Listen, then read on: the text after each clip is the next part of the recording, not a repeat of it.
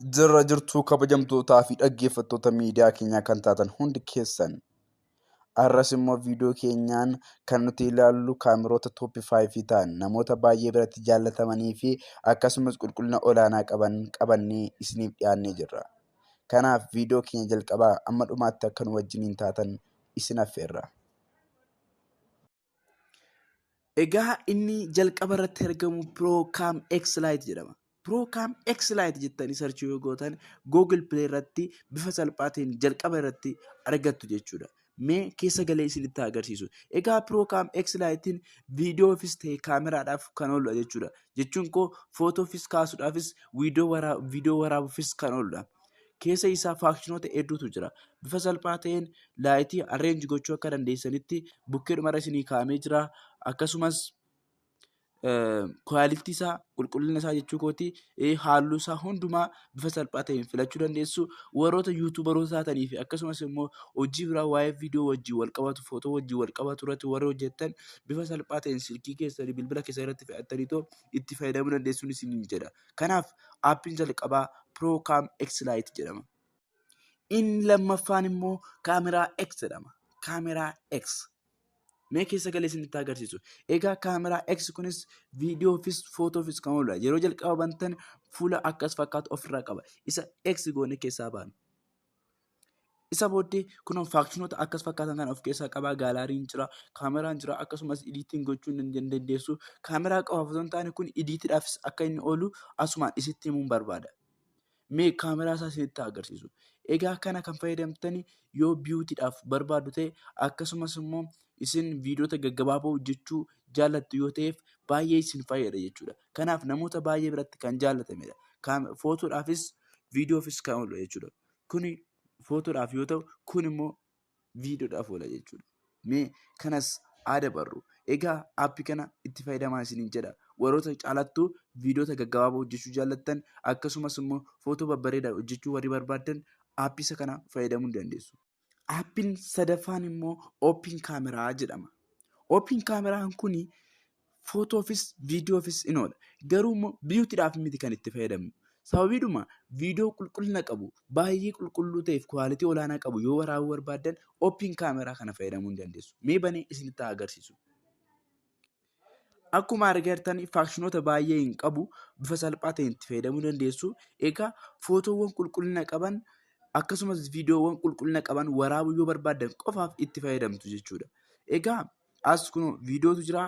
As immoo deebi'ee immoo foototu jira jechuudha. Isa malees immoo bifa qulqullina qabuun viidiyoo firoomtii waraabuu dandeessu. Kunoo akkuma argaa jirtan viidiyoo firoomtii taate jechuudha kun. Namoonni baay'een kaameraa kana ni fayyadamu. Sababni isaas baakgiraawundii balleessee nama sana qofa agarsiisuu waan danda'uuf jechuudha. Kanaaf isinis Open Kaameraa fayyadamuu ni dandeessu jedheen isin gorsa. Egaa aappiin arfaffaa irratti isiniif dhiyeessu immoo O2Cam jedhama. Aappiin kun namoota baay'ee biratti jaallatameera. Akkasumas fudhatama guddaas argatee jira. Aappiin kun footoo qofa kaasuuf gargaara. Viidiyoo ittiin waraabuu hin dandeessan. Garuu immoo footoowwan isaan ka'an baay'ee mimmiidhagoo fi akkasumas nama hawwatanidha. Biyuutii hedduu waan of keessaa qabuuf namoonni isa hin jaallatu. Mee banee isinitti agarsiisu. Yeroo bantan fuula akkas fakkaatu of keessaa qaba. Fuulli isaa kun baay'ee miidhagaa fi akkasumas immoo kun biyuutii hedduu of keessaatii qaba. Akkatti arreenji gochuu dandeessu. Asitti immoo fuula jijjiiruu, butuu, bal'isuu akka nama hawwatutti ofii keessanii gulaaluu dandeessu. Kana qofa miti. Footoo qofaaf otoo hin taane aappiin kun ittiin kaasuu qofa otoo hin taane footoowwan dura kaatanii qabdanis immoo ittiin ediit gochuun ni danda'ama jechuudha. As gaalaarii kana irratti tuqxanii as keessatti suura kana dura qabdan tokkosaa fudhattanii ittiin as keessatti dhuftanii gulaaluu ni dandeessu jechuudha. Kanaaf aappiin kun gulaaluufis akka inni oolu asumaan isinitti himuun barbaada jechuudha. Kanaaf aappii kana immoo fayyadamaan gorsa godha. Galatooma.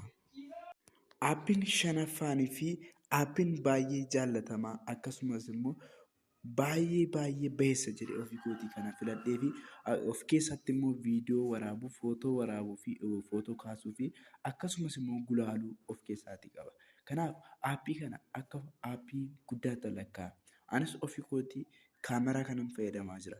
Isinis akka fayyadamtaniif kaameraa kana isinan gorsa. Mee keessa galee isinitti agarsiisu.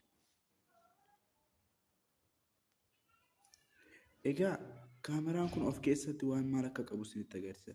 Tokko footoo kaasuu ni danda'a, pinoraamaa qaba, akkasumas immoo poortiriitii qaba, altiraa qaba, pilaaneetii qaba. Pilaaneetii kan nuti jennu kun yoo ilaaltanii fi bifa akkas fakkaatuun jechuudha. Asii olee yeroo kaastanii muka fa'aa akkasumas immoo wantoota biroo bifa pilaaneetiitiin isiniif ka'a jechuudhaani. Kana malees immoo of keessaatti kan inni qabu viidiyoo of keessaatii qaba. Akkasumas immoo isloo mooshinii of keessaa qaba. Isloo mooshinii jechuun hin beektu. Akkasumas immoo taayim laapsi. Taayim laapsi kan nuti jennu isa ariifachiisu jechuudhaani. Isloo mooshinii immoo isa suuta jedhee gochotuudhaani. Akkas yoo qaba. GIF qaba. Waan baay'ee dookumentii iskaanarii qaba. QR koodii qaba. Egaa of keessatti faankshinoota hedduu of keessaa qaba jechuudha. Kanaaf ani ofii kooti aappii kana baay'een jaalladha. Ofii koos kana fayyadamaa jira. Isinis akka kana fayyadamtan isinan gorsa. Mee si'a tokko isinitti agarsiisu footoo amma tokko kaasee isinitti agarsiisa. Kanaa jennu egaa footoo amma kaasne kana kunoo iddoo kanatti arganna. Footoo amma kaasne kana immoo deebisnee piikistii kanuma keessatti maal gochuu dandeenya? Idiit gochuu dandeenya jechuudha. Piikistii kanuma keessatti deebisnee idiit gochuun ni danda'ama jechuudhaani. Fakkeenyaaf kireetiivii kan jedhu kan filadhe argitan miti akka kanatti bifa salphaa ta'eetiin idiit gochuu ni dandeessu jechuu barbaade tananii. Kanaaf akka aappii jalqabaa fi akka aappii tokkoffaatti lakkaa jechuudhaani. Piikistiikaa kana isinis akka kana jaallattan akka kana filattan abdii guddaan qaba. Egaa viidiyoo keenyaarraa kanumaan goolabna. Viidiyoo biraatiin amma walitti deebinutti nagaatti.